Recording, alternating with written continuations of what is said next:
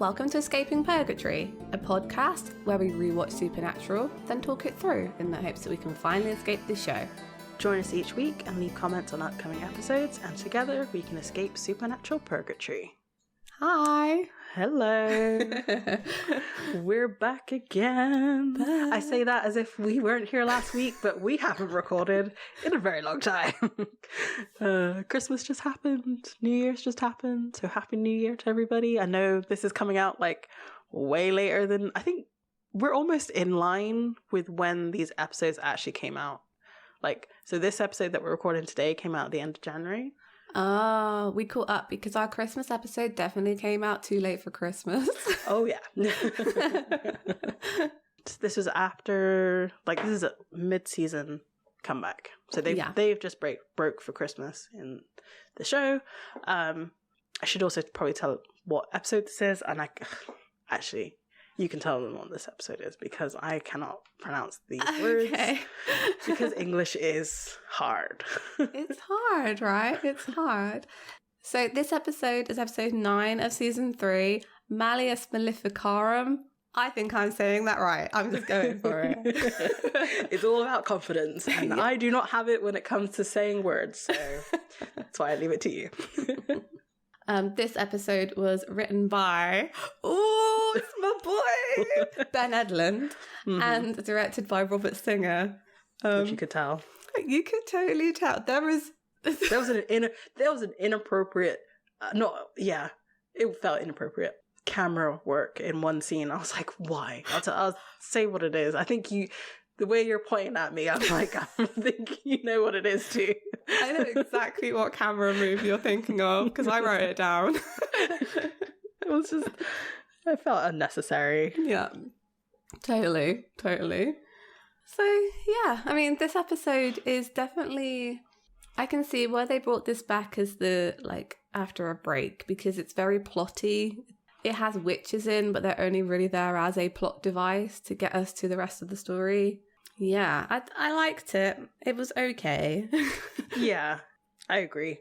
We were saying this before we started recording, but this episode it felt like Sam and Dean were side characters. Yeah. Which is very strange because it is so plot heavy, but it's a world building episode actually. That's what it is. Yeah, you're right, actually, because a lot gets established here that I have forgotten that they needed to establish. Yes, yeah, definitely. And I want to get into that when we get to... This is right at the end of the bloody episode, but we'll get there eventually. Of course it is. All right, let's get into it then. Let's do it. So we start this episode and it's nighttime. And a man and a woman have just returned from a party. The woman's name is Janet. I didn't catch the guy's name. It says in the credits that it's Paul, but I was like, Brad and Janet. It would have just been funnier. And they're kind of getting ready for bed and stuff, and it's all very sexy. And then Janet goes off to brush her teeth. So it kind of cuts to someone performing spell work, and they have a toothbrush there. Mm-hmm. But surely that should have to be her toothbrush. It is. But she's using a different toothbrush. Yeah, you see her open a brand new packet. Ah, I completely missed that. Fine. So, yeah, we see all this spell work interspersed with her brushing her teeth, and then she kind of pauses and roots around in her mouth and pulls a tooth out. Mm-hmm. Now, no. Exactly. I'm with you right there. Right. If you think your teeth are coming loose, don't start pulling them out. What are you, 5? Yeah. When your first baby teeth are wobbling, that's when you start messing with it. But you're not supposed to mess with it when you're an adult. You're just supposed to call your dentist's office and be like, hey, I need an emergency appointment. Teeth things make me really uncomfortable. Mm-hmm. Teeth and nails, I don't really want to see any of that. It's making my teeth ache just talking about it and thinking about it. But when you see it in her hand, it's really disgusting. Yeah. I guess it was supposed to represent the tooth is rotten or something, maybe. Yeah. She has basically veneers because obviously she's an American actress. None of them have real teeth. But the tooth that comes out is just brown and gross. Yeah, maybe they're rotting in her mouth and that's why they're falling out. Yeah. she kind of calls for her husband and he tries to get in, but the door locks by itself. When it eventually does unlock and he gets in, she's just dead from her teeth falling out, presumably. I guess, yeah, I'm trying to figure that one out. I mean, I guess maybe if her teeth are going rotten, maybe she's like rotting on the inside too or something. Yeah, I mean, witchcraft is a weird one. I think the idea is that she probably does choke on her teeth. Like, they fall back into her. Oh, yeah, you're right, actually. Gross. Yeah, so we see her down on the floor with, like, blood pooling around her face. And then it cuts the title card. I'm presuming the next day, and Dean is there. Like, I do like this way that they've done this season of, like, starting mid-hunt almost. Yeah, it's better, or, like, you know, they're not trying to find cases anymore. They're just there. I think that's kind of a nice evolution in the show. Yeah, I agree. Because it was getting a bit like, oh, this is a case. No, it's not. Yeah, it is. Oh, look, it is actually a case. Yeah, they've done some of the legwork for us here. They're like, there's always cases. They'll just go into them. It's fine. You don't need to know how they find them anymore. Yeah, exactly. Yeah, like I said, Dean is there. He's interviewing Paul. He's obviously describing how he felt and how scared she was and all this, that, and the other. And as Dean's talking with Paul, Sam is going through the bathroom, like, looking for something. But he finds a hex bag and it's not really well hidden. It's just in the U-bend of the, like, sink. So it wasn't like he had to look very hard to find this. Yeah. But it just makes you wonder, like, why didn't, like, the police see it? Yeah, I guess so. That's true. Maybe they thought it was, like... So my mum makes these, like, lavender scent pocket things. Yeah. To put in, like, sock drawers and stuff so that it doesn't smell after a while. Apparently lavender stops moths as well. Oh, okay. Old wives' tale. I think that's what that one is.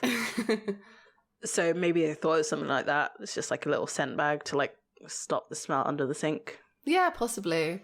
That makes sense. I mean, they're looking for specific things. They do tend to pick things up that the police don't find. Just like in the X-Files. It's like the show is related in some way. It's like it's the same show. So they're like, okay, well, we got everything. We're gonna go leave and investigate more. And as they leave the house, it's raining hard. Oh my god, I can't imagine being in that situation, like having to do that scene over and over again, trying to get dry, to then just do it again to get soaking wet again. Oh, that's gotta suck. It's almost like they should have umbrellas. It's almost like they should have umbrellas, yeah. You know, they're in Canada. It rains probably as much as it does everywhere else. No, they're two manly men. They can't have umbrellas. They did in Bugs. They did, and then never again since, because what? Why? They own umbrellas. We know they own them. Yep. So Sam shows Dean that it's a hex bag, and, like, this is a... I feel like this little interaction it's stuck in my mind when I rewatched it. I was like, oh yeah, this is the moment that we realize how much Dean hates witches. Yeah, for sure. I hate witches. They're always spewing their bodily fluids everywhere. Pretty much. It's creepy. You know, it's downright unsanitary. Yeah, well... What's interesting is how Ben Edlund writes Dean, because, like, previously we've seen him as, like, really messy, right? They were living in that hotel room during Tall Tales, and he was getting, like, food everywhere and stuff and leaving things in the fridge. And then episodes like this come along where he's like, oh, they get the, like, bodily fluids anywhere, like, it's gross, it's unsanitary. And, like, this is the Dean that, like, wipes down the phone receiver before he uses it, or, like, has a meticulously cleaned room. And this is the Dean that I know, the one that's like, germs, no. You can be messy like he is in Tall Tales, but still, like, be conscious of, like, germs. Yeah. I don't know, there was something about... I always think of Dean as really meticulously, like, clean and neat. And I don't know what it is. I think it's probably the way he, like, looks after his equipment and his guns and things. So it was almost, like, out of character in Tall Tales for him to be, like, leaving stuff everywhere. And I mean, I feel like this is also a very different situation, though, because it being messy and, like, getting bodily fluids everywhere, two very different things. So it's interesting here that Sam knows kind of what sort of magic it is. Dean's, like, asking questions about it, like saying, is this an old craggy Blair bitch in the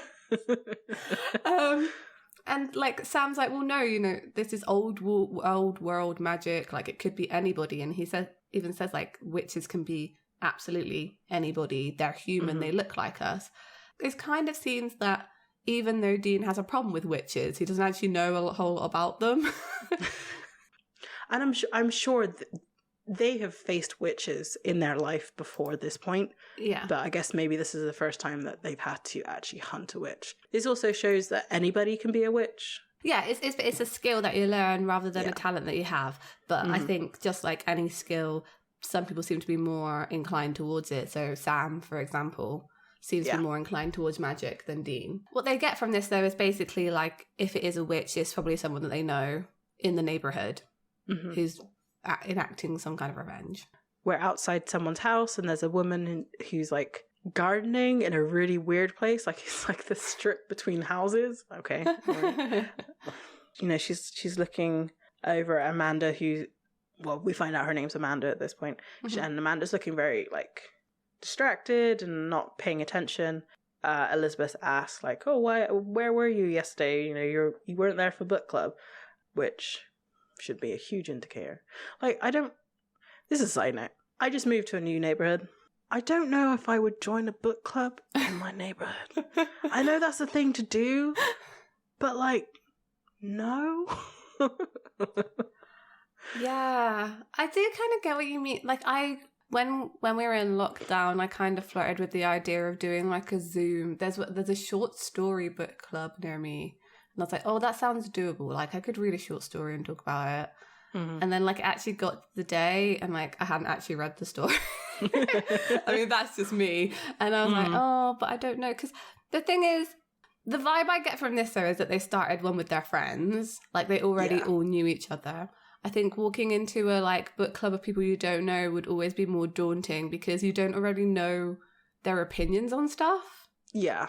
Definitely. So, like, maybe your opinions are going to be really, like, jarring with my opinions, and I don't want to get into a fight in this, like, public library.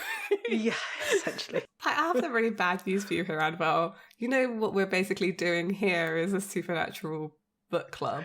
Yes, but it's visual, so I can pay attention better.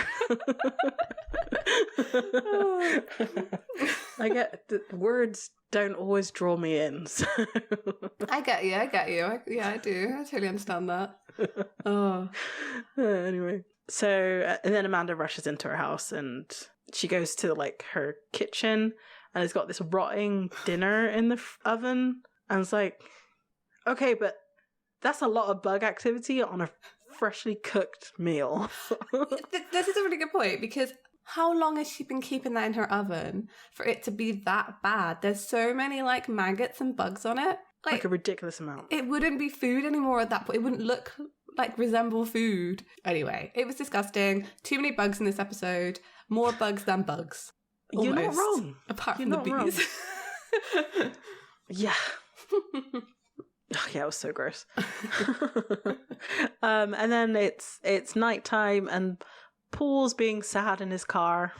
He's listening to Every Rose Has a Thorn.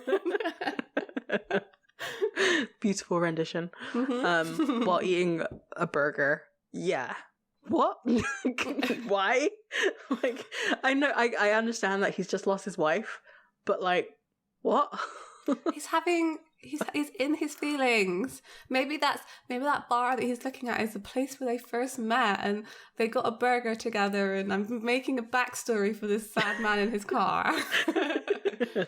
There's a lot of like going back and forth. So Amanda starts casting a spell, like she's putting all her like witchy ingredients out. As soon as I saw the maggots and I saw his burger, I was like, oh, this is going to be disgusting. Oh, lo and behold, it was disgusting. Yeah. He goes to check his watch and it's not there. Yeah. Now, someone who's recently started wearing a watch again, you notice if your watch is missing. But he's a grieving man. He might not have noticed his watch. Because, like, brain fog. I don't know why I'm being sympathetic with this character, because fine. It cuts back to Amanda and she's putting this watch in this disgusting chicken dinner. And she starts to chant. She says, this dinner was cooked for you, Paul Arthur Dunton. Oh, and then stabs the dinner with a dagger. Yeah. It's a little unhinged, but all right. Back in Paul's car, he's eating his burger, yada, yada, yada, and the radio changes to I Put a Spell on You. Great music transition. I loved it so much. Me too, but I still prefer the version from Hocus Pocus. Yeah, I agree with you. I am very much looking forward to the new one. I know it's going to be garbage because it's like 30 years too late, but... I didn't know they were making another Hocus Pocus. Why? You can't improve on perfection. I know. I don't know what they're going to do, but I'm just excited for it. It's going to be great.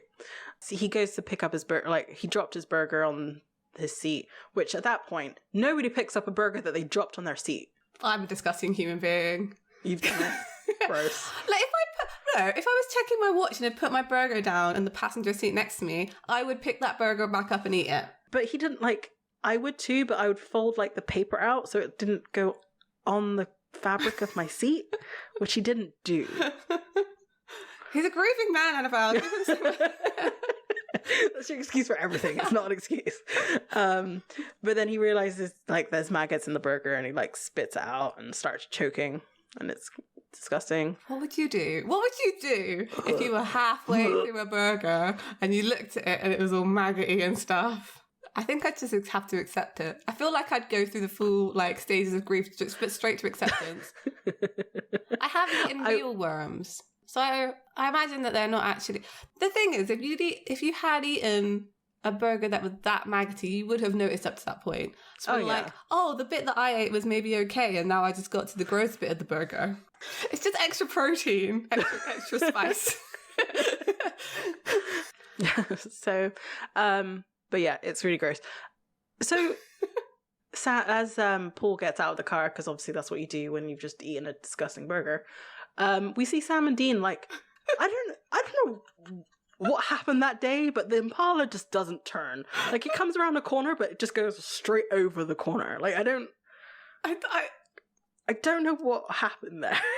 I feel like, because I don't maybe think that was intentional, because it really like jumps over, like properly. Yes. Like, I don't even know what you call that movement of the car, like where it bumps up and down. Mm-hmm. It looks like that. I think unrealistic. Dean didn't wince. No, whenever I hit my car on anything, which happens, I mean like curbs, not like people, or like bollards. I'm always like, oh yeah. I feel like Dean would wince more than most people if you jumped, especially over a curb. Like, since he loves baby so much, like he would not jump the curb so badly. No, I feel in the way that he did. I feel there are moments where he does prioritize the car over getting to places more quickly than he could do. You know. And as Dean goes to help Paul in some kind of way, I don't know what you would do. It's magic that's happening right now, but he tells Sam to go check the car, and Sam gets through and he finds the hex bag and burns it. Yeah. And it turns into like this really cool blue flame, and then we cut to Amanda and her dinner erupts in a blue flame as well, which is really, really cool. It's chemistry time. Chemistry time. Yeah, the blue flame's cool. Copper usually burns like greeny blue. Copper is nice. Like sulfate powder. That's a fun game to play with your chemist friends. Ask them what colour the firework, like ask them what metal salt went into fireworks to make them the colour that they are. I will do that. Science friends. That's really cool. So yeah, they managed to save Paul. And Dean asks him again, like, you know, who's your enemy, basically, because someone murdered your wife and now they're trying to kill you, and that's what's going on.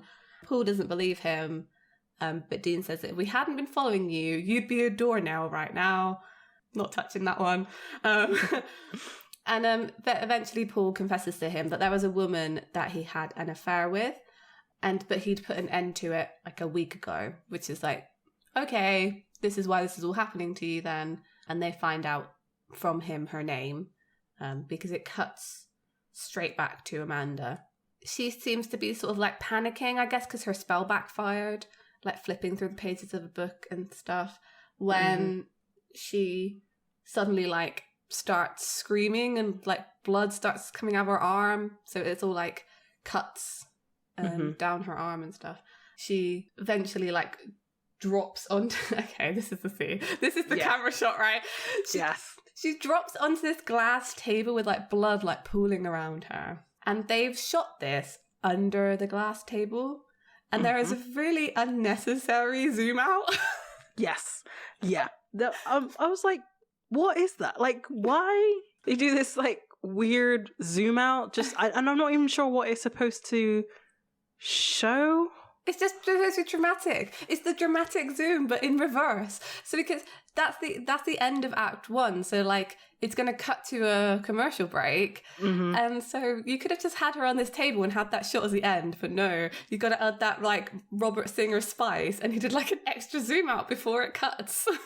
And like the thing that got me though is that it was so fast. Like I feel like if it would have been like a slow one and then a cut, maybe it would have added to like the drama of what just happened. Yeah. But it's like a whew.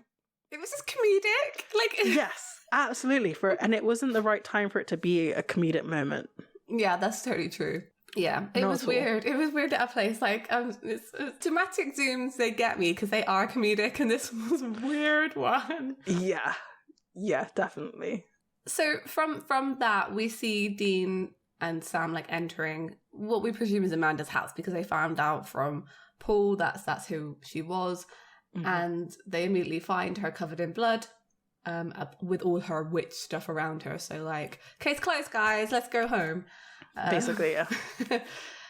Dean notices that the cuts on her are pretty severe. He kind of like looks at her while Sam goes to look at the spell work, which again is really interesting. Like Sam always seems to be involved in the magic side of this. Like he can look at it and be like, oh, this was some serious stuff. So he must be doing some research in his spare time on magic and spell work and things. So we know that in Sin City that this kind of stuff obviously interests Sam. Yeah. Just because, you know, when Dean tries to like do the chant for the exorcism, he doesn't know it, but he indicates that Sam actually knows it by heart now. Yeah. There was another episode we'd brought up the fact that Sam is sort of magically inclined. In Red Sky at Morning, like he managed to find the spell work to summon that ghost and kind of get rid of it too, almost, which was really interesting. He was the one who came up with the alternative for that, and it ended up being a spell. Because in like later seasons, you know, it's always him working with Rowena, to get spells done. He's just always been magically inclined. I wonder if that helps with his demon blood. I mean, maybe it's that whole thing. Maybe that's why he's more inclined towards supernatural, because he is technically a supernatural being in some way. I don't know. Kind of, but not really. Yeah. Like, at what point does your body like stop being? We're not having this like whole rebuilding the boat conversation again. At what percentage of demon blood does your body have to be for you to not be human anymore? Well, I mean, supposedly it's going to be a couple of drops, right? Because that's all that happened in the bedroom of Sam when he was a baby. I mean, like, it was like so. What, 4 or 5 drops of blood, and that was enough? Maybe demon blood is like holy water, and that you can like use it to like bless other things. You know, like when they make a bathtub of holy water from like one crucifix, all it takes is like 3 drops of demon blood to make it unholy. Yeah. So many questions, no answers. Oh, that's funny. Like, my favorite part of the scene is like Dean turning around and being scared by this dead rabbit that's hanging. Yeah. I mean, it is kind of traumatic, and it plays into the whole thing of like him not liking the bodily fluid stuff. Why does a rabbit always get screwed in the deal? Poor little guy. I don't know why this made me think of like when Dean wakes up and there's like just a rabbit next to him. Do you remember that scene? He wakes up in the woods and there's just a rabbit next to him and he just like picks up the rabbit. Yeah. Yeah. So Sam has an affinity for spells and Dean has an affinity for animals. Bunny rabbits in particular. Yeah. Yeah. Aww. He does get the dog in the end, right? he does, yeah. Sam manages to find another hex bag, throws it to Dean, and they figure out, like, oh, okay, fine. Looks like we got a hit, huh? Little witch-on-witch violence? I guess. And he reports the dead body I really like the way he did this as well. Like, he gives the address and he's like, sure, my name is, and then like literally just cut it off. Yeah. No attempt. Basically, they've got loads of witches. Sam thinks there might be a coven, and now they're killing each other. Poor rabbit. So yeah, in the next scene, we're at someone's house. We're not sure who. And we see this man. He's talking to these two ladies who we learn are Renee and Tammy. They're trying to usher him out of the house. Like, go do your thing. Like, we want to have book club. And Ron's like, oh, I'm on to you. Nobody brings a book. This isn't, you're really just gossiping about me because I'm the husband. And of course, that's all you talk about is me. So true. Elizabeth, who was gardening the other scene, comes in. She's really worried, essentially. You know, like, Amanda's killed somebody and now we've just killed her. We need to stop. Renee is like, well, do we need to stop though? I mean, we've gotten everything that we wanted, and like, she was just unstable. Like, you don't need to worry about it. The problem is like the things they're doing in this are very tame. Like, they're saying like they're using it for get promotions and win prizes and stuff, which is I quite like the theme of this episode, where they don't maybe necessarily know what they're meddling with. Yeah. Kind of thing. Because it's a really good juxtaposition between them talking about like, oh, well, I helped my husband get a promotion, to like someone choking on teeth, or like eating a maggoty burger, or like, their arms getting cut. Like, it's quite interesting. You're seeing how horrible it is, basically. Yeah, and for some reason, Renee is selfish enough to be like, well, she was, messing with things that she didn't know. I was like, well, you all are. Yeah, exactly. They start to think they know better than each other. It's so PTA mums. Yes.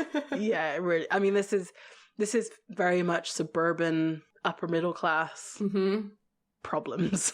Yeah, exactly. So we see them kind of get out all their witch stuff. They start chanting about the Book of Shadows. Yes. What's interesting about witches is, they do explain this a little later on, is that I do feel like they did change the lore on witches in Supernatural. And I don't know when it changed. So that'll be interesting to remember. So it's the next day, and Elizabeth is in her garden, and Sam and Dean come up to her, and I always get confused. Like, Sam and Dean, they both know a lot about plants. Yeah. And they've shown that they both know a lot about plants, but it's always whoever is more convenient is the one who knows more at that time. It's so true. Yeah. You must have a green thumb. Excuse me? Getting these herbs to grow out of season like this. Yeah, it's called climate change. Sorry. This is 2005. Climate change wasn't a thing then. It was global warming. They are also assuming that she is a good gardener, because maybe she just bought them from the garden centre and is planting them at the wrong time of year. Yeah, this is true. This is very true. Sam introduces them as Detective Bachman,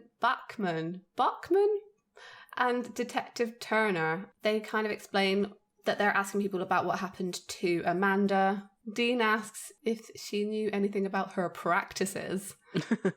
Which could be anything. It could very well be anything. I mean, and that's what she goes with. She's like, I'm sorry, what kind of practices? Yeah. So I wonder if they chose, like Sam says, her house was littered with satanic paraphernalia. It's not really. It is definitely witchcraft, but I wonder if they have to say it that way, so because they're supposed to be detectives, and the assumption is always that it's satanic, even when it's not. Yeah, I think, well, in this case it probably is, but like also, I think they can't really out themselves as like, oh, we're hunting witches. It would be a bit too obvious, yeah. And Elizabeth's like, oh no, she's Episcopalian.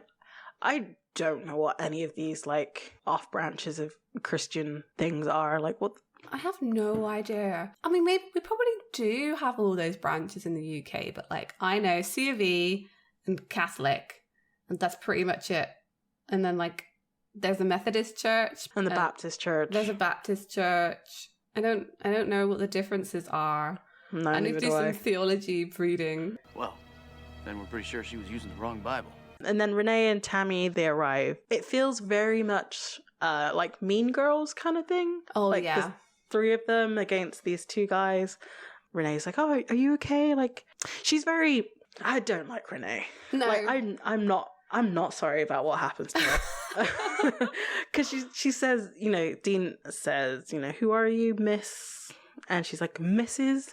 Renee Van Allen. Like, nobody speaks like that. Oh, I know some people who speak like that. Oh, okay. Well, yeah. And then she's like, can I spell it for you? I mean, I guess here she's kind of trying to protect the coven a little bit because it is real sus while, like, Amanda died. The thing is, like, it feels like sisterhood, but it's not. It's, like, really toxic. Yeah. It's like the worst kind of sisterhood. Exactly. Cultish. Yes, yeah. Absolutely. Renee starts to answer for Elizabeth. Yeah. Who's clearly shaken by, like, being approached by detectives, as you would, because she's already, like, doubting stuff. And Tammy's like, oh, you think you know a person? Dean responds like, I guess we all have secrets. They clearly know each other, like, what's going on in the situation. What's interesting here is, like, could they not have just called them out there and then and, like, scared them straight, basically? You know, look, what you're doing is wrong. We're hunters, and if you don't stop what you're doing, other hunters will come and, like, get you, because this is to be the perfect time to do it, surely, because they don't have any of that witch stuff around with them.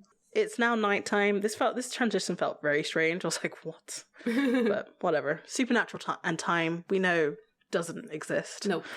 They've obviously done some sort of research during the day. Dean has noticed this is when they switched. Yeah. Dean suddenly knows about all these plants. There's belladonna, wolfsbane, mandrake. They find out that, you know, she's had a run of good luck with all her stuff. Too much good luck for it to have just been coincidence. Yeah. I love the way it sounds. Mrs.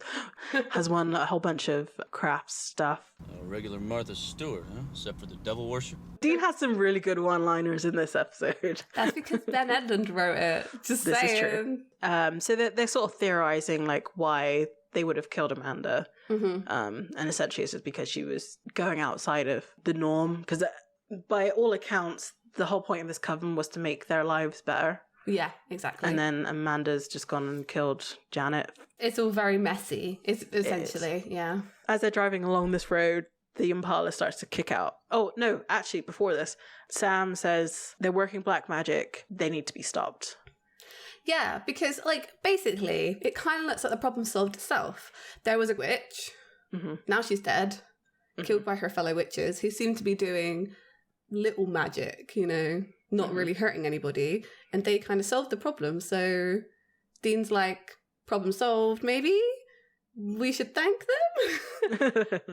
And yeah, but you're right, it's interesting that Sam brings up that they need to be stopped, like, they're evil people, they're murderers. And it's Dean who's the one saying this time, like, no, they're human. But then yeah. For a split second. As soon as Sam says, well, they're murderers, he's like, well, burn witch, burn. Is it definitely a change in Sam's character and one that Dean notices? Because he does bring it up later on. Where's the grayscale thinking gone, Sam? What's happened to you? Yeah. I mean, we know they clearly don't know enough about witches yet. Well, they don't know enough about witches yet to realise the implication of what killing them would do. Because I think if he knew what it would do, they probably wouldn't want to do this. But then he also doesn't know. I'm guessing he's assuming the worst. Like, they might bring someone else in, and if something happens, then they're going to kill another person. I mean, I think it's just showing it's an interesting one. It's the first real change in character. It's not actually. I was going to say it's the first real change in character we've seen for Sam in this season, but it's not, because he shot Casey with no real remorse. He shot the Crossroads demon with no real remorse. Although those have been demons so far, I think this is just a step up in Sam's, like, transition into hardened hunter. And again, we learn in this episode kind of why that is. Yeah, and kind of who to blame for it too. As they come up with a plan, essentially, you know, they're going to go kill the witches, the Impala comes to a stuttering stop. All I could think was, oh, if only Crowley had learned that trick, because Ruby's in the middle of the road. That's such a good point. And I feel like this is part of the reason why Dean starts demon-proofing the Impala a bit more. Yeah, it must be. It really must be, because I think also back to Bad Day at Blackrock, because we had to record that episode twice. I watched that episode too many times. I'm sure after that episode, he checks his gun like 3 times as much, right? Oh, yeah. So it doesn't jam. So now that this has happened to the Impala, he's going to keep checking and, like, keep doing stuff to like make sure and then it never happens again. Do you think every time he changes a part on the Impala, he has to like etch a little devil's trap onto it? Yes. I sort of see him like meticulously sat there as like an engraver, like demon trapping every bolt of the Impala. Every wheel nut has like a tiny devil's trap on it, and he's like, no demons ever touching my car. Do you think he needs to get that like intricate with it? I would. Fail safes. Yeah, what if a demon just telekinetically takes out like your, wheel shaft or whatever and like flips the axle. Impala, the axle, that's the one I'm thinking the word of. I don't know cars. I'm surprised he doesn't bless his oil before he puts it into the car. Like, they could take baby's oil, they could telekinetically pull it, and then I'd have to replace everything. Demons are, have been shown to have basically endless power so far. So, I mean, it's very possible. I fully believe it. I'm calling it canon. Every time Dean goes to the gas station, he says a little like, he just drops another rosary in the gas tank just down the thing. That's why the Impala rattles so much. It's all those rosaries.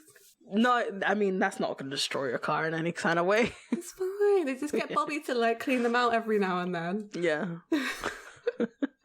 They get out of the car. Ruby's there, and she's kind of frantic. And basically telling them, you need to get out of town. It's also at this point that Dean meets Ruby for the first time. Yeah, I had forgotten that he hadn't met her at this point because she has been in episodes with him but conveniently he's been somewhere else. Like, he did the thing that he said that he would do. Like, when a demon shows up, he pulls out the Colt, just points it at her. They could have like a little bit of a back and forth. It's not really kind of going anywhere. Dean saying like, you're a demon. And she's like, yeah, I'm a demon, but there's bigger problems. Like, that's essentially it. Got so much like just derogatory language in this. They call witches whores. I think Dean calls Ruby a skank. I think the word bitch is thrown around a lot in this. It's just like, can we just chill it for like 5 minutes? Like, she wants him to leave because she's not worried about the witches. She's worried about the people the person who gives them their powers. I say person. Dean's quite indignant about it because he's like, I can deal with a few witches. Sam, he kind of joins the dots between what Ruby's saying and says like, oh, okay, so witches get their powers from demons. So it turns out there's another demon in town who's supplying these witches with powers, and Ruby is almost scared for them. Dean's basically still thinking that she's manipulating Sam. This is like all part of her plan to get them to leave, and that she doesn't want them investigating this case, and all the things she's saying to him are just leading him down like a weird path. It kind of escalates and escalates and escalates. Why are you even a part of this conversation? Oh, I don't know, maybe because he's my brother, you black-eyed skank. Oh, right. And you care about your brother so much. That's why you're checking out in a few months, leaving him all alone? Shut up. At least let me try and save him since you won't be here to do it anymore. I said shut up! And that's when Dean like tries to shoot her. But Sam stops him. Yeah. I don't know how I feel about that. It's interesting. I'm surprised they didn't like have more of a tussle after he like stops Dean from shooting her. Yes. He, of all the reactions that Dean would have had, a look of disappointment was not what I'd imagine it would have been. No, he just storms back to the car. Like, he's just like, fine, I'm done. Like, I think there's some resignation on his part, because it's like, fine, I'm done with this, you're going to do what you're going to do. But that's also, Dean's incredibly overprotective of Sam, so it's kind of, I don't know. I mean, Ruby's gone. She just disappears. She does the whole vanishing she trick. Does, yeah. There were a couple of moments in this episode I was like, is this the time that she goes? So if she had been killed by the cult at this time, I wonder how the show would have gone. Because Ruby she would be gone completely, because that's how the cult works. It kills the demon. Yeah, that's true, actually. If Dean had killed her here. Well, it's interesting that I think even if he had, I don't necessarily think the storyline would have changed. I think Sam's already on that path. Yeah, but he definitely needed that guide, because this is the only demon that any of them trust. Possibly. Which also brings up why they start trusting more demons later on in the show after Ruby, after Meg. I know. Oh, Meg's a special case to me. I love Meg. Me too. I'm not wouldn't necessarily trust her, but like also would at the same time. She's a hard one to hate. Yeah, you're right. Ruby should ruin their trust for demons forever. Crowley had to work extra hard. It was his charm. Yeah, his British charm. They would never trust an American demon again. Never again. You need a British accent to get into this club. They've just had this conversation about them killing witches and that the fact that they're humans. And then Sam now has a problem with Dean shooting Ruby. Mm-hmm. So it's just kind of his shifting loyalties and like idea of monsters maybe is kind of skewy at the moment. And I think he's, in his mind, it's still like she's the answer, so we can't kill her. Mm-hmm. He obviously has his doubts about her, about like, is she actually going to help? So I think he's just clinging on to that hope. So if you kill that hope, then there's nothing. So I feel like it's more like he wants that potential reassurance. Also super reckless of Dean to even try to shoot her, if she's the only way out of this. But then I would question with the end of this episode if he ever believed that. While Dean has hope, I think at this point he's very much accepted. By the sounds of it, there's very few months left. Yeah, it's true. Yeah, they're getting close to the end now. So the idea that there isn't going to be some sort of miracle thing that they haven't found yet, he's like, nah. Yeah, that's totally true. So they get to their motel room. Dean goes in first and kind of like starts to shout at Sam already. What the hell were you thinking? What? What the hell was I thinking? She's a demon, Sam, period, all right? They want us dead, we want them dead. Oh, that's funny. I remember that demon chick in Ohio, Casey. You didn't want her dead. Yeah, well, she wasn't stringing me along like a fish on a hook. No one's stringing me along. And Dean says she wasn't stringing me along like a fish on a hook. And I'm like, She kind of was, though. She kind of was. Casey did have... Well, she had the ulterior motive of wanting to get out of the devil's trap. But apart from that, I definitely... I'm not sure... I don't know. I want to say I'm not sure Casey would have saved Dean in the same situation. But she did try and stop her partner from killing him. I don't think it would have lasted, No. Like, if Casey had survived, they would have come back and killed her. Exactly. Sam says, like, look, she's not stringing me along. She's dangerous, but she's useful. And I feel like this is brought up again when they meet the mirrors between Ruby and Cass. Like, even before he's in this, because they use Cass as a tool so much. They do treat him really badly, especially in the first few seasons. And later on as well, definitely for sure. And it's the same kind of logic, like, it's powerful and dangerous, but very useful to us in the end. Mm-hmm. I always thought that Cass was a mirror for Ruby. Absolutely. And Sam says, like, look, if she does want us dead, like, all she has to do is stop appearing and saving our lives, because there is no real reason for her to be there other than to warn them off from this demon. I feel... So Sam starts saying here about, like, they need to start looking at the big picture. Not just working from, like, hunt to hunt, maybe, but, like, actually start strategizing and stuff, which I feel is a bit... It's not really fair on Dean, because I think he does look at the big picture of stuff. Because, like, Sam's like, it's a war we're fighting. We're not just hunters anymore. We need to start actually making a strategy and thinking about it as in wartime. Well, yes, Dean does kind of strategize. He is always obsessed with going from hunt to hunt. It's true. Even in the recap of this episode, the first line that is shown is like, we'll take down a whole bunch of demons and raise a little hell. His bigger picture doesn't last beyond his deal. That's true. I mean, it's hard to strategize when you have no future. So at the moment, Dean is going from hunt to hunt. I am being unfair to Sam here, because it was the same when they were looking for John. Like, often Dean would get distracted by hunts that they were on the way, whereas Sam was always like, how's this going to help us find Dad? It kind of makes sense. Like, Dean was always raised as a soldier. He's not concerned about winning the war. He's concerned about winning the battle. Yeah, exactly. It's just, what's the next mission? Like, just got to get through the next mission and then on to the next one. Yeah. He asks Sam if he's okay. I love this whole interaction. Like, again, Ben Edlund, like, he just manages to, like, condense Supernatural down to, like, its core values and just, like, hit you in the face with them. And by the way, you seem less and less worried about offing people. You know, it used to eat you up inside. Yeah, and what has that gotten me?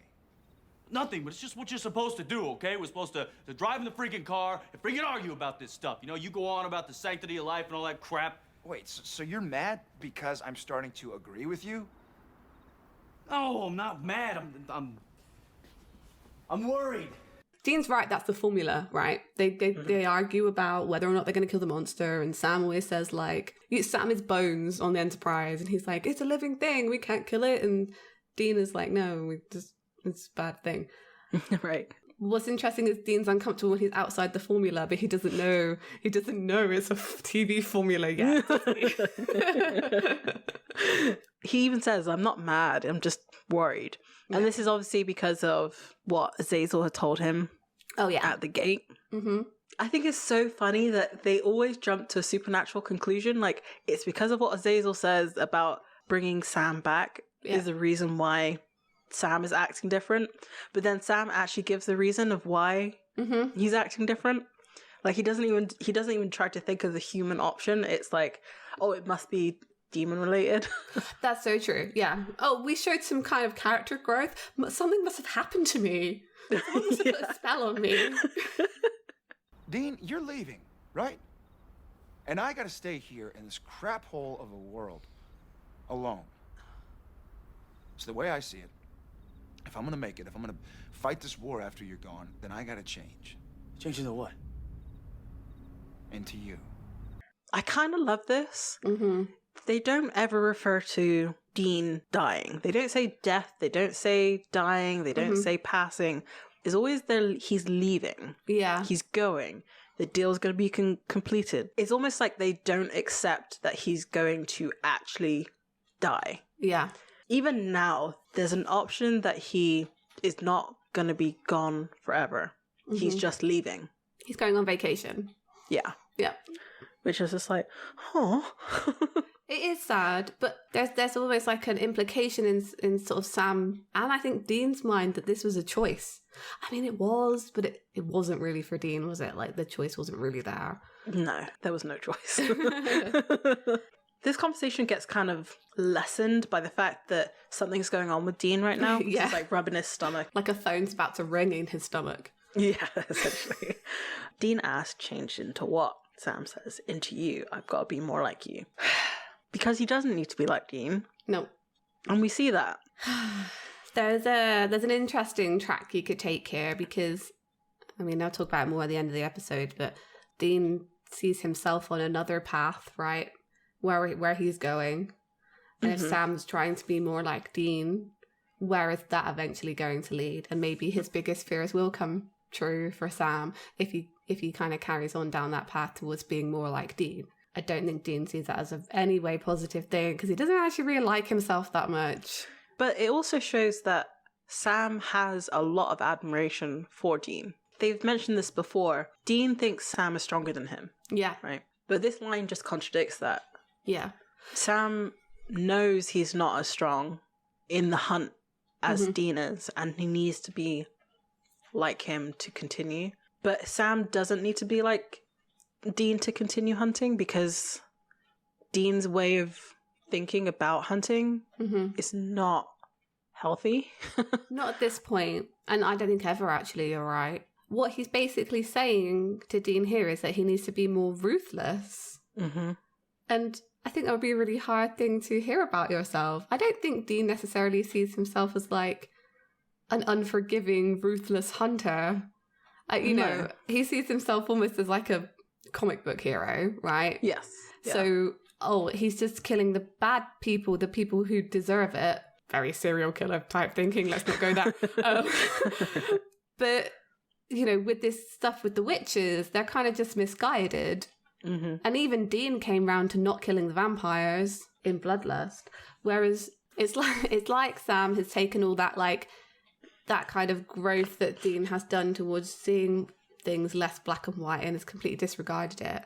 And I wonder if what he is saying here is not that he necessarily needs to be more like Dean, but more like the Dean that John wanted. Yeah. Like, less questioning.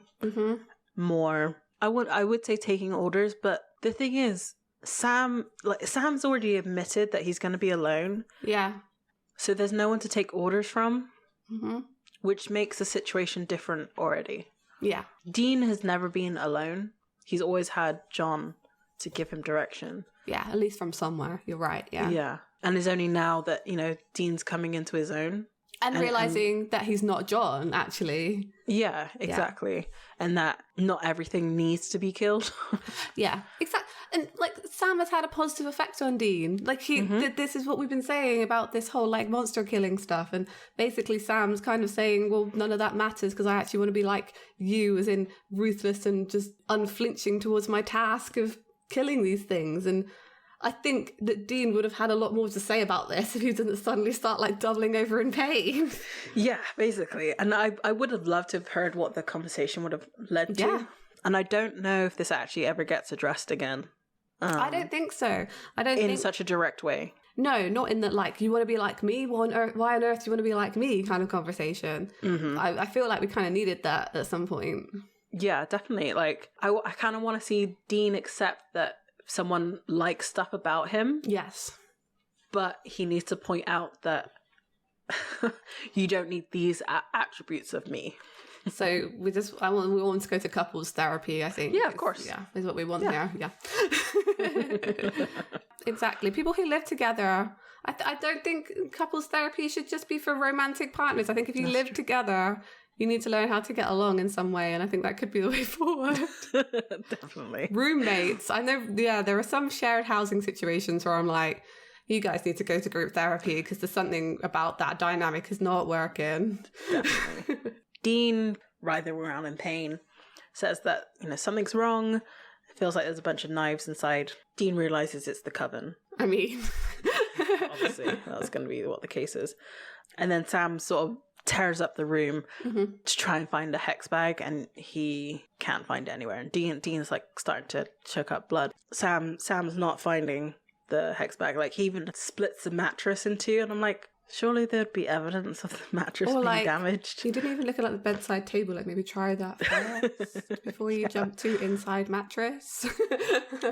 So there were many other places to check. I mean, he makes the right conclusion to try the sink first, because that's the first sign of anything happening. Yeah. We never find out where the hex bag was, though. That's true. I think it was maybe on Dean. And this is why I think that is because Tammy walked very close to him when they were interviewing Elizabeth at the garden. And I think she actually maybe put it on him somewhere. Sam never actually patted him down. But they should address that later then. Be like, it was in my inside pocket the whole time. This doesn't make sense to me. And I think this is just, again, because it's formulaic, and the formula right now in this season is that they have to split. Yeah. Sam says, I can't find it, grabs the gun, and leaves. Yeah. Because he's going to go, because he knows there's a coven, so he's going to go kill them, essentially, to stop the spell. And I was like, wouldn't you try and load Dean into the car? Yeah. Because your brother at this point is about to die, right? Mm-hmm. And you're about to leave him to die alone. Yeah. And I wonder, is the demon deal like the deal in Hercules where it can be broken, and if it gets broken, things don't happen? If Dean dies, does Sam die anyway? Or outside of the deal? Yeah. Or if Sam dies, does Dean get out of the deal? That's what I thought previously as well, actually. If Dean dies before his year is up, technically the deal should be null and void, really. Mm-hmm. Right? So then Sam should just die, but then would Dean also just be dead? It's kind of stupid to think, but maybe not in hell, I guess. That would be the upside to that. I don't know. But we don't know where Sam was going to go. Because he hadn't done anything. I don't know. I think demon, blood, hell. Yeah. Yeah. But not necessarily his fault, but just the weird supernatural rules. That seems to be the case. What was heartbreaking to me here is that this whole thing with him spitting blood and stuff reminds me of the end of the season. Now Dean's like, oh, things are getting pretty bad, and Sam is now running off to still try and save me, but he's leaving me here alone.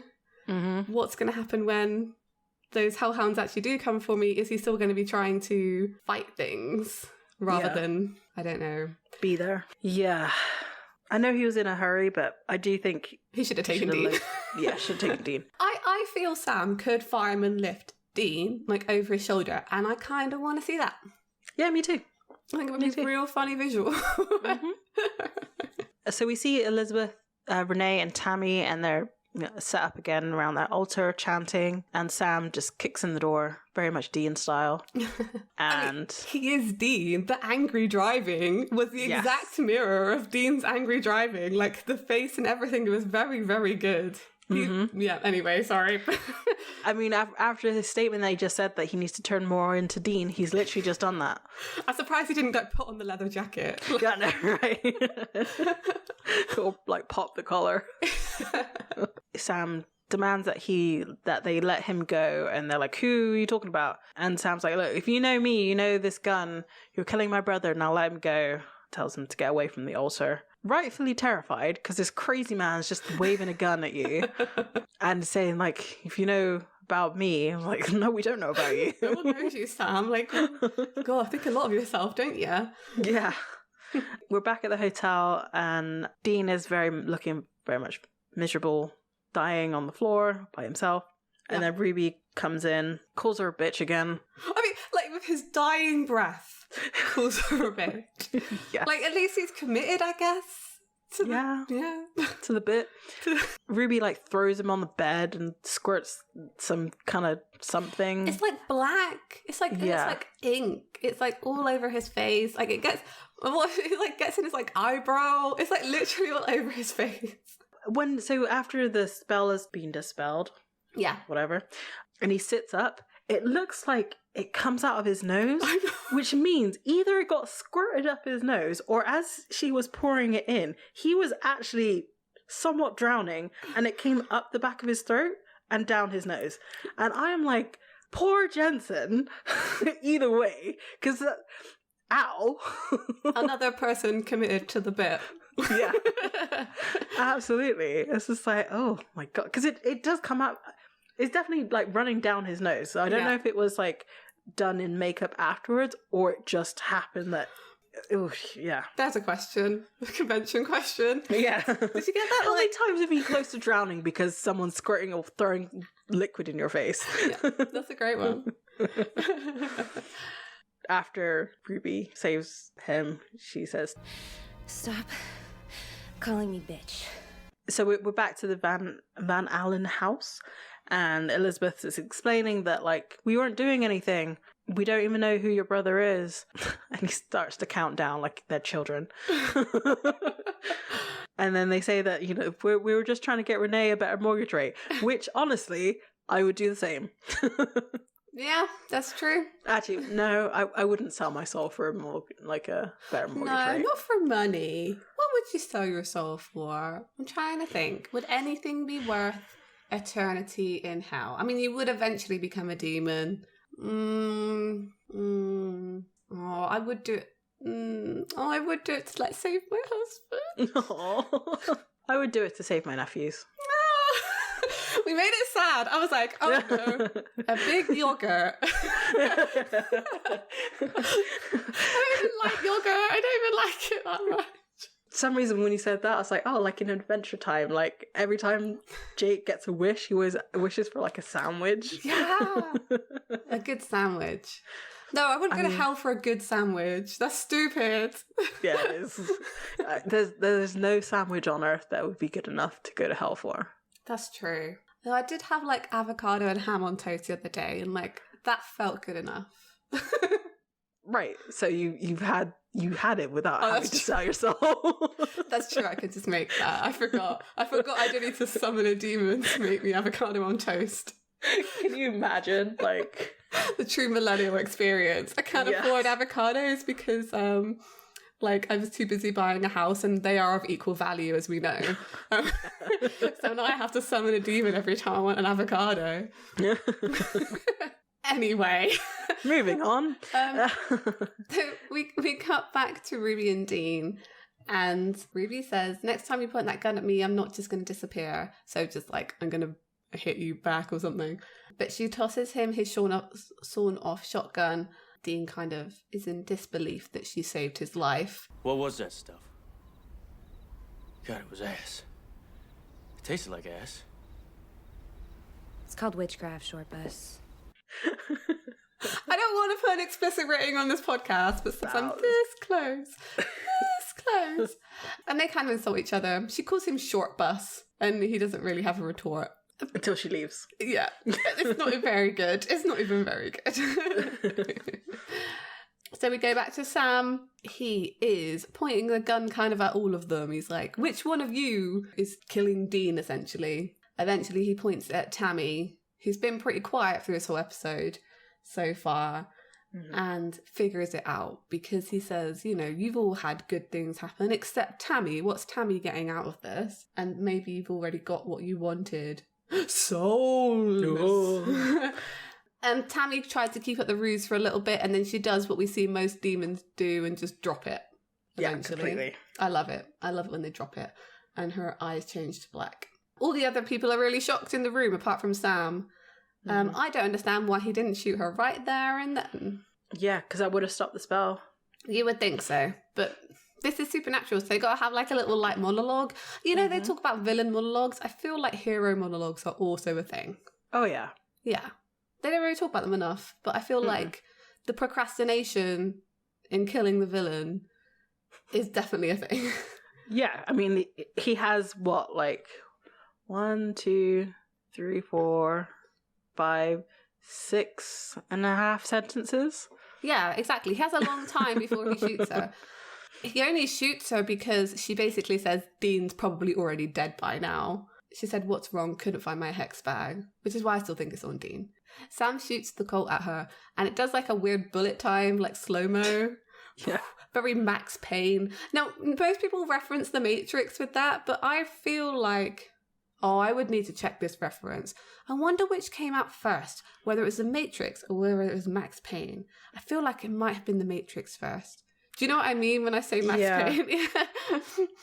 Yeah. It's like a video game from the 90s, early 2000s, and there was like a bullet time. I do think it was The Matrix first, because I think The Matrix came out in like 97, maybe. Yeah, I think it was The Matrix first. Anyway, they do bullet time, and Tammy kind of puts up her hand and just stops the bullet. Okay, I got questions. There are several questions. While I was saying that, because I said to Annabelle earlier before we started this episode, if Tammy could stop this gun, the Colt, why did they ever think that it would stop Lucifer later on? Because they definitely do have that whole plan where they're like, we're going to go shoot Lucifer with the Colt. But then I thought, is it because Ruby remade the Colt and because of who this demon is? Yeah, see? I was going to say no, but then I think back to the Crossroads demon, and it recognized that it was Ruby's remake. Yes. So because of who this demon is, they would absolutely recognize it for straight away. And also the fact, that demons gossip, so they know that Ruby's fixed it. Yeah, I mean that's a good point. If witches get their powers from demons, yeah, and then that witch becomes a demon, is it kind of like alpha rules? Maybe they have some kind of control over them. I mean, like what you say, the lore on witches changes in Supernatural, but it is kind of implied later on with Rowena that they have their own sort of brand of magic, right? Rowena's magic's very purple. Yes. And also maybe recognizable, like another witch could look at being like, that's Rowena's handiwork. And I think this is the case. I think this is what has happened here. I'm gonna give them the benefit of the doubt and say maybe this gun could still kill Lucifer because he's not directly tied to it, perhaps. But they never question it. And we're making excuses here, but they never question it. When they do come up with the plan to use the Colt, they never say, oh, maybe this wouldn't work. Because remember when we tried to shoot that other demon with it and it didn't work? They forget. Yeah, they forget. They forget everything. Like, how many times they've gone up against stuff and been like, oh, we could have used the knowledge that we already know. Just think about Christo. Just think about it and make like, he could have used that here. Like, exactly here, he could have gone, Christo, Ta-da! Without the whole reveal, just saying. Or, to Ruby the first time you met her, or to anyone they meet. Anyway, let's not get into that because it's too silly. Yeah, I just thought about it because it's like, oh, it's supposed to be like a big moment, like, oh my god, she's so powerful. Mm-hmm. And then basically they'd never address it again, that it didn't work on her. And I mean, that would be a huge moment. Absolutely huge, because it worked on Azazel. Yeah. So are we saying that this demon is more powerful than Azazel? Maybe. I mean, maybe. Maybe she outranks him. Or maybe it's because of the Ruby magic tie. Yeah. I do think it's more on, like, that's more interesting. Definitely. And I agree with your canon. Thank you. I appreciate it. Because of the bullet time, Sam gets thrown across the room, the cult gets dropped, he's now pinned against the wall. Very supernatural. And so we come back and, Tammy's... Renee does have a Karen moment. She does. She does. Because she's like, what? You can't do this. Not in my house. Tammy Fenton. Like, pulling out last names. And Tammy, being a demon, not listening to this woman, just snaps her neck, like turns it all the way back around to look at Elizabeth. They like that move, the demons. They learned that in demon school. And Elizabeth, obviously, terrified. Look, you got me. Let the girl go. Wait your turn, young man.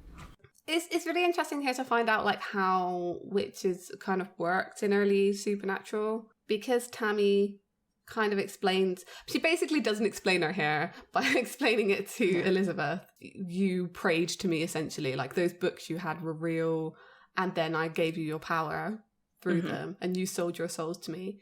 Elizabeth doesn't believe her that they could have done that, but it's like, well, it wasn't fun and games, like this is all real. I did catch this one reference because she says, what do you think it was? Make-believe, positive thinking, The Secret. Yeah. So The Secret was like this big book that everybody had. Yeah. Like my parents had a copy of this book. I've never read it, and people make fun of it now, like a lot.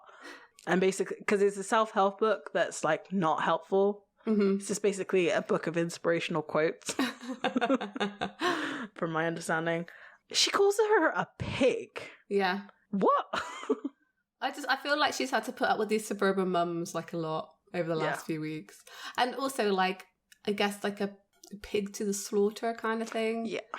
But like, yeah, it's a weird line out of nowhere. You sold yourself to me, you pig. Like, what? Yeah. All right. Getting with the real insults now. Yeah. Tammy explains, you just have to bring one good book to book club. I think we mentioned it in another episode. Maybe it was the corrupted recording, but this idea that when women come together to do like a club or something, like if someone brings in a cult book, they're all going to jump on it. And it's kind of true though. It's kind of true.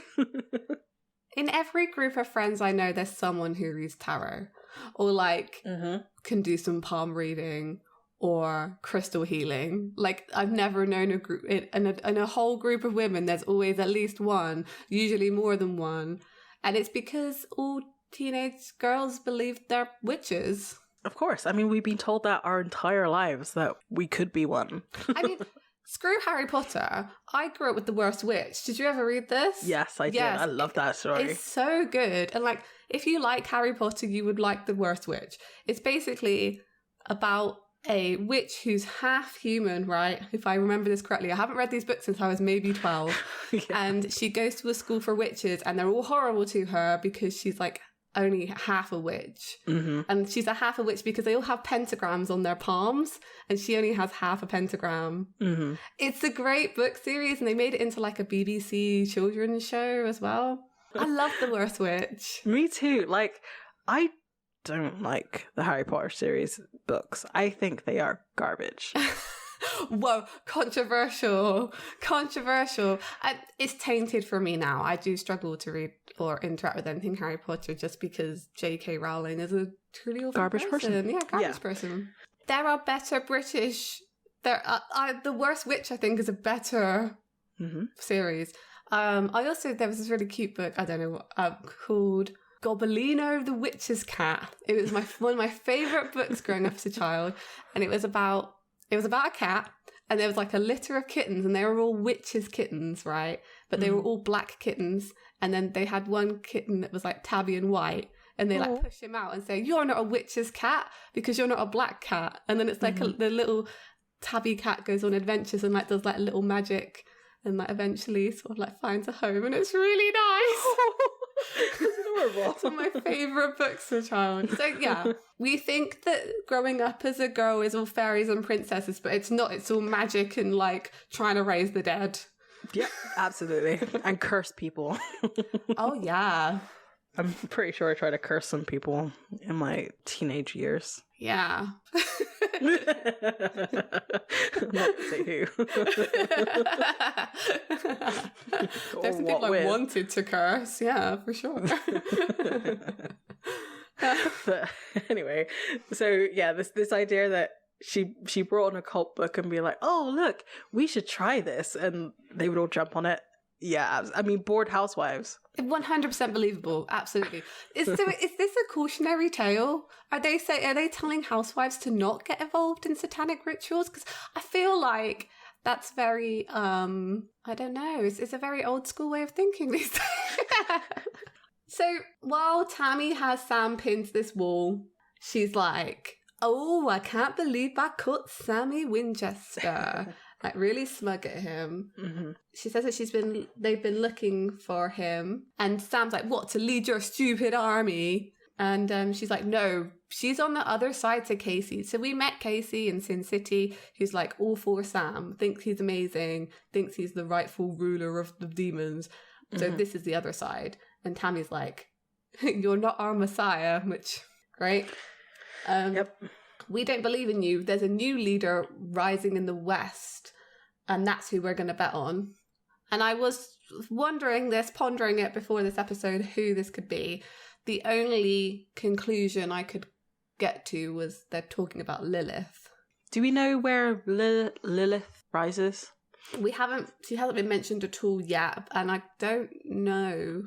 Because, I mean, right now they're in Boston, Boston, they're in Massachusetts, so they are on the East Coast, so anything in America would be West, basically. So she kind of starts smushing Sam into this wall. She doesn't decide to kill him quickly like she did with Renee for some reason, and villain reasons, and starts to like, it's like she's trying to make him one with the wall.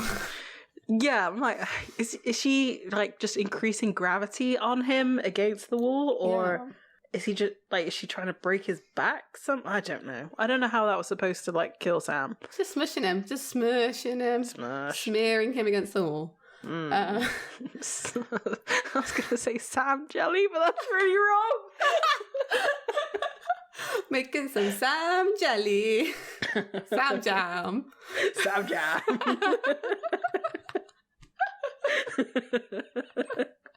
Oh dear. Luckily for Sam, he doesn't become the jam. Because Ruby comes in.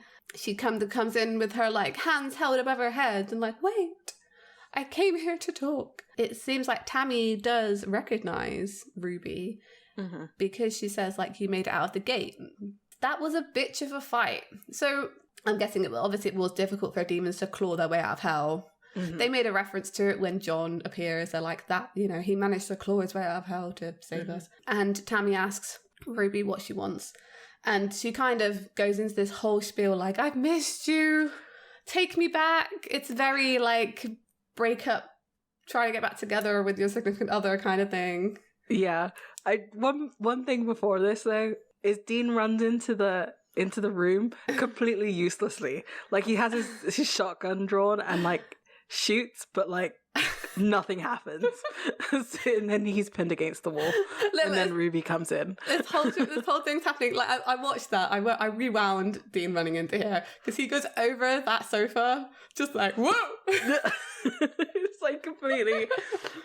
It's like, why are you even here? Why? What was that supposed to do? I know. Just a distraction. Yeah.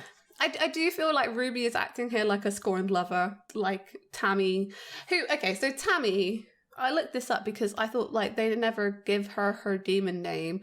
It's supposed to be Azeroth, and apparently it was just in some like obscure reference to the episode that they say that this is this demon's name. So I'll keep referring to her as Tammy, because why not have a demon called Tammy? But apparently it's supposed to be Azeroth. It just makes me think of World of Warcraft. Yeah. Ruby kind of explains that she brought the Winchesters to Tammy as a gift to kind of get back in her good graces. Mm-hmm. So the reason why I mentioned Dean running into the room is because Dean turns to Sam and like mouths, "I told you so." Because he fully believes that this is Ruby telling the truth. Oh yeah, he would. She's a demon.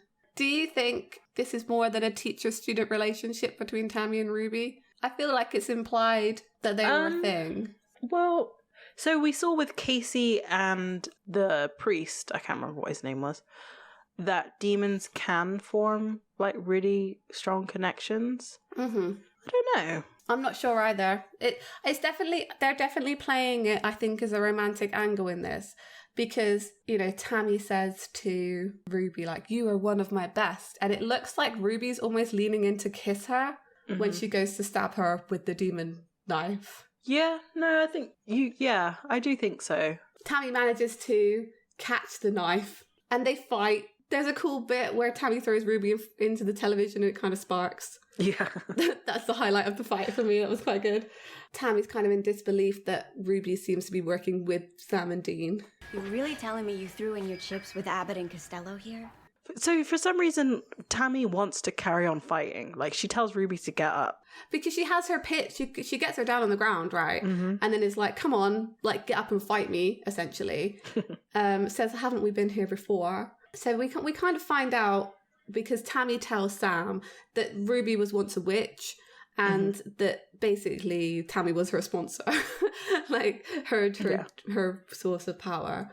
And I'm guessing her saying, like, "We've been here once before," they've definitely fought before. For me, Ruby doesn't seem that, like, power hungry, but maybe it was some kind of, like, power grab. And, like, Ruby was trying to answer back to Tammy, or, like, get some kind of status in the whatever weird relationship they have with the rest of her coven, etc. We don't even know that Ruby was part of a coven. She might have just been an individual witch. That's true. That's very true. The fact that Tammy says that Ruby was one of her best students. I mean, that obviously Tammy's been around for a long time, so maybe that's more referring to that. The thing is, it's never really explored. And this annoys me sometimes because, like, this could be a really interesting dynamic that they have between them. Like, okay, why did you become a witch, Ruby? Like, what were the circumstances of that? Because that would explain a lot about your character. What happened with Tammy? Was the betrayal when she killed you and took your soul? Was that the thing that caused the split between you? Or was it something that happened in hell? You know, it's like, explain some of this stuff. It's only like a really short conversation. Right. And like, for such a big reoccurring character, we know nothing of her backstory apart from this. Exactly. And like, is this supposed to make her more sympathetic? Because like, it doesn't really make her that sympathetic for me because we don't know enough about it. Maybe she wanted to be a witch so she could like eat children in her village. We don't know. Yeah, like we never get clear answers to when she was alive as a human. Like she makes a reference. It would have been really interesting to know like why is she all in with Lilith? Why is she why does she believe so hard in something after Tammy? Like surely you wouldn't. I mean, I guess the counter to that is we know as much about her as Sam and Dean do, which just means that we're always questioning her loyalties, like, as are they. So it kind of is good storytelling in a way, but I feel like they could have done a little bit of a reveal at the end, like, or we could have got a better idea of who she was through interactions with them, because when she's with them, she's always got her, like, mask on, you know? Yeah. So, I mean, it's obvious that they can write a villainous person. Yeah. Because you look at Bella. Yeah. Like, we know more about her now. And I feel like Bella has been in less episodes than Ruby. I think it's probably going about even now, but Bella's in a lot of episodes this season. Yeah. I don't know. I just think it's a shame we didn't really know more about Ruby. Like, I still don't really fully understand. Even now, like, rewatching it, I don't fully understand her motivations for any of it. I don't feel like it's ever fully explained about why she does the things she does, other than lol, I guess. Yeah, and like, And I do, maybe it's part of the writer strike. They never really, maybe Ruby wasn't supposed to be as big as she was, and then they had to sort of change it when they got there. Or you don't know who started writing her and like who needed to flesh her out more, maybe. Yeah, exactly. Yeah. It's really tough, but like, yeah, I wish I'd known more about it. We see here that, you know, Tammy has Ruby on the floor. She starts chanting some kind. It's not the exorcism, it's some kind of magic. And black smoke starts to come out from Ruby's mouth. As she's kind of being exorcised in a way, Tammy starts coughing, and she kind of puts her hand in front of her mouth and like pins fall out. Because in the background, Elizabeth's been sneaky. She managed to like get a quick spell together with some pins and stuff and direct it at Tammy. As she's kind of distracted, Sam and Dean drop from the walls, and then Dean comes up behind Tammy and like stabs her with Ruby's knife, but like a lot. Viciously. A lot. He stabbed her a lot. I really didn't enjoy that. No, it was... I understand it in the fact that Dean is killing a demon and he really hates demons. Yeah. He hates witches and demons, and this is both. That's true. So, yeah, but it was a little... It was a little excessive. It was too much. Yeah. Oh, and Elizabeth had died. Like, Tammy turned to her and, like, choked her out. Yeah, I forgot that because I was kind of wanted her to survive. Yeah, me too. And now they're all in hell. So, sad times. I was going to say, at least Tammy's not going to be there because, obviously, Demon's dead. Yeah. Though at this point, they don't say, like, they don't know where demons go. Like, it's not until, like, season 14. Well, I don't know. They kind of establish that once you kill a supernatural being. But then it's not all supernatural beings, because some go to purgatory. Look, we can't get into this. So, horrible stabbing death. Didn't need it to be that violent, but there you go. This is a Crypt Key show, so. And then Ruby tells them to go and that she's going to clean up the mess. I'm like, they never address this in any episodes. Like, why? What is she going to do? And, like, she doesn't do the only thing she does is grab the knife. Like, how does that help cleaning up the mess? Yeah, exactly. I mean, unless she sets the house on fire, we just don't see it. Like, literally. Yeah, but so that whole line didn't need to be in it. No. Like, they could have just left. Question. Yeah. Why on earth did Dean not take that knife with him? He had it in his hand. Why would you not steal the demon-killing knife from the demon? Steal it, Dean. Pocket it. Well, put it in your pocket. I guess at this point, Dean doesn't know that the gun didn't work yet. That's true. So they think the gun is all power. But, like, wouldn't Sam say, grab it? Right, no, I don't understand this at all. First of all, there's several things to this. First of all, you just killed a lady and you're leaving the murder weapon there. Like, with your fingerprints all over it. With your fingerprints on it, in the body. If Ruby wants to frame you for murder, she's got that now. Done. Second of all, it's a magic demon killing knife. Don't you want that? Like, don't you want it? Because, you know, you've got the Colt, but only one of you can use that at a time. Like, take the knife. I mean, I know they get it eventually, but, like, they could have had it here. Yeah, and, like, Ruby just says go. Like, she doesn't say don't take the knife. She doesn't say anything about the knife. And like, it could have been another reason for her turning up at the motel later on, like, can I have my knife back? Yeah. It made no sense. Anyway. Very, very strange. And so we're back in the motel room, and, like, this short little opener, this could have been in any season from this point on, because it felt very much like a Sam Winchester move. Like, he, like, splashes water on his face and, like, pushes his hair back. Yeah. I was like, I'm looking at season 15 Sam here. Aww. It's a baby. I mean, yeah, because he does the hair thing, Dean does the face thing, Dean does with both his hands, like, oh, I'm doing the rubby face.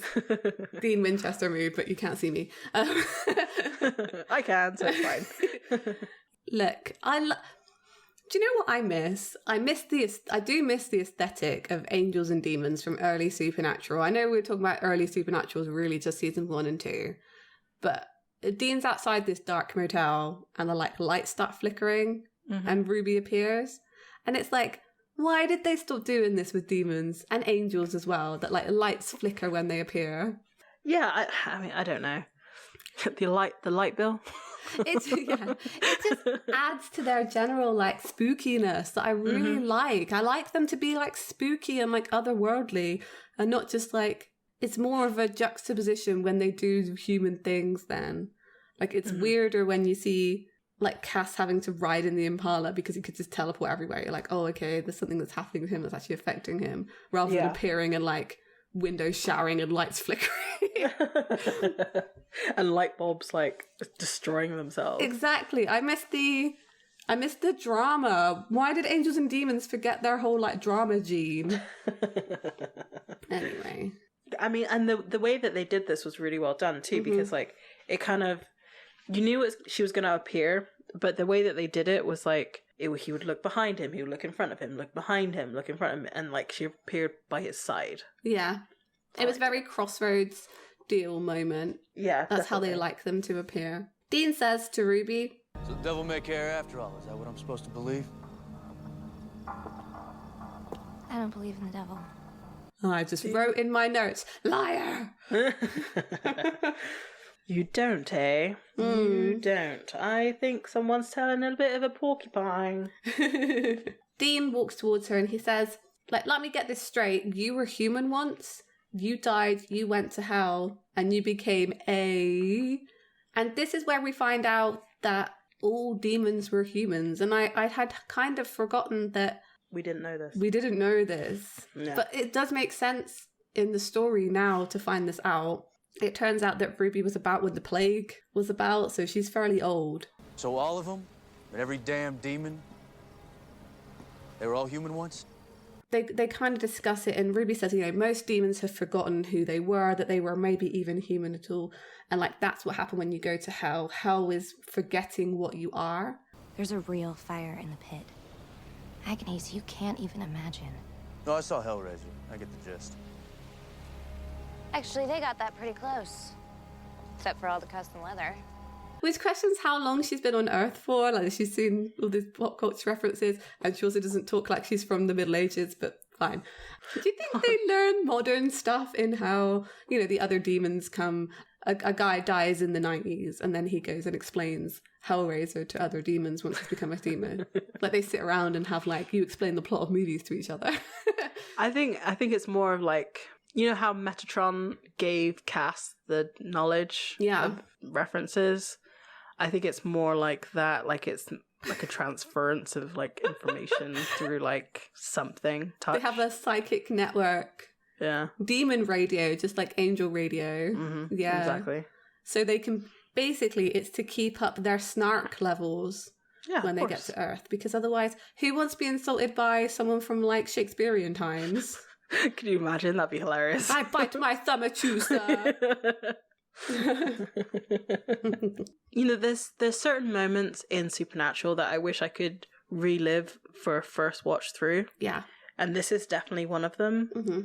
But also, you going back and watching it, the implication that humans become demons doesn't quite land as impactfully as it does on a rewatch. Yeah. So it's like, I'm kind of like in between the two, knowledge, kind of stuck in between the two of those, because it's like, I want to relive that moment, but I also want to understand what that means. I completely 100% agree with you. Because to Dean, this moment is like devastation. Yes. This fear for him of becoming someone he's not, for like losing his autonomy and like who he is, follows him through the whole of this series. Mm-hmm. Like, if you think about the whole Michael story arc, that just mirrors this. And then like, I'm going to go to hell and become a demon. The implications of him being a vessel as well for an angel is a similar feeling, I think, of similar fear. Mm-hmm. It's a loss of self, I think, is the scary bit. There's no way of saving me from the pit, is there? No.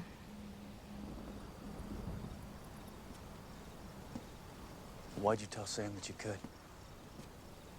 So he would talk to me. You Winchesters can be pretty bigoted. And she confirms that no, basically. She'd used that as an excuse to get close to Sam. It's interesting that Dean asks her without her saying it first. Like, he never thought there was a way out and is just confirming it with her. And also, another point that I was just thinking about, has Casey revealed how time works in hell yet? I can't remember. No. So no. I don't think we know. I don't think we know how time works until Dean comes back. Yeah. Because, I mean, Ruby says to him, like, it's going to happen to you. You will become a demon. Like, it might take centuries, but you will. Mm-hmm. But as we know, that's maybe not as long on Earth as it is in hell. Yeah. Which Dean doesn't know. So he might think, oh, I have all this time. Sam would never have to see me as a demon. Right. But it might be much faster. Mm-hmm. And more than likely it is. Ruby's line of like, oh, look at you trying to be all stoic. My God, it's heartbreaking. And I'm like, it is. It 100% is. This conversation made me think, like, why does everybody that Ruby interact with trust her? Yeah. Because she's lied in this episode to Tammy. Yeah. Then she lied to Sam about helping Dean. Maybe. Yeah. Who knows? Is she lying here that actually there is a way out? Is she lying that actually not every soul that goes to hell becomes a demon? You don't know. Yeah. What is she? What truth does she tell? And they know that demons lie. Like, why does he believe anything? Yes, she saved your life. Yeah. Dean is naturally suspicious of anything supernatural, but here it doesn't seem like he is. Because for Dean, him going to hell and becoming a monster is his worst possible outcome ever. So of course he believes that that's the true thing that's going to happen. Because any hint of optimism is just like, nah, like no good things happen to me. So the worst thing must be the thing that's true. It's sad. He's such a pessimist. Yeah, that's true. And I mean, Ruby goes on to say that she's different from other demons. You know, she says that most demons forget who they are, but not her. And that she's basically trying to prepare Sam for the war by making him more of a fighter, essentially. I'm not like them. I don't know why. I wish I was, but I'm not. I remember what it's like. Well, what's like? Being human. And what you said about truth or lies, I don't think she's telling the truth here, personally. Yeah, no, I don't think so either. Because she needs Dean to trust her, at least for his last few months until he's out of the picture, right? And not try to kill her again. And the only way for Dean to trust her if he sees some spark of humanity in her, I think. And especially now with his black and white thinking sort of coming back. Yeah. I do wonder if the whole, like, being a soldier, the fact that someone saves your life, you then have, like, you owe them. Like an honor code kind of thing. Yeah. So I wonder if, like, he's got a little bit of that. I don't know where he would have picked that up from, because I don't think John has that kind of mentality. He does, but with humans. It's just a loyalty thing, and I think... Yeah. To be fair, her actions in this episode would be almost worthy of trust. She kind of turned on her own kind, right? She helped kill the demon, and she didn't really seem to have a motive for doing that other than helping them. She didn't get anything out of it and got beaten up because of it and seemed to kill someone who was maybe important to her previously. I mean, to Dean, she turned up, warned them, helped them, actually saved his life when she didn't really need to. But of course, we all know it's part of a bigger manipulation. Yeah. And I wonder if, like, this was more of like a revenge thing. Yeah. For Ruby. Because as we know, like you were saying, we don't know who the bigger power in the West is, and we're just theorizing it's Lilith. Yeah. Well, we know that she is working for Lilith. Like, we learn that she's working for Lilith. Yeah. So technically, they would be on the same side. I mean, I guess it wouldn't look like that to Tammy. Yeah. It's all part of it's like Sam was saying, it's all part of the big picture. Yeah. Right? Her earning Sam's trust at this point is more important than Azeroth or Tammy or whoever they are. Like, expendable, probably even to Lilith, to the point that, like, Sam's the bigger picture. It doesn't entirely make sense, but once you get to the actual storyline where Sam's going, it does kind of tie in nicely. Mm-hmm. They did do a good job with tying this bit into that idea, I think. Maybe. Eventually. It's not quite working yet, but it does get there eventually. Mm-hmm. But yeah, I think this was all a ploy for Ruby to get closer to them both. Yeah. Yeah, definitely. Because, I mean, Dean does sort of get lost in the information that she's just shared, and then that gives her the opportunity to disappear. Yeah, that's true. So I do wonder if he's also thinking, like, how much is she telling me the truth? Yeah. You know, of all the demons that have been hunted and exorcised and what have you, none of them have revealed that they were human. Like, that's not knowledge that's out there. No, that's true. Yeah. It does seem like manipulation, but of course we do find out that it's eventually true. So it's just correct information given at a terrible time. Yes. Because that's also going to distract Dean, right?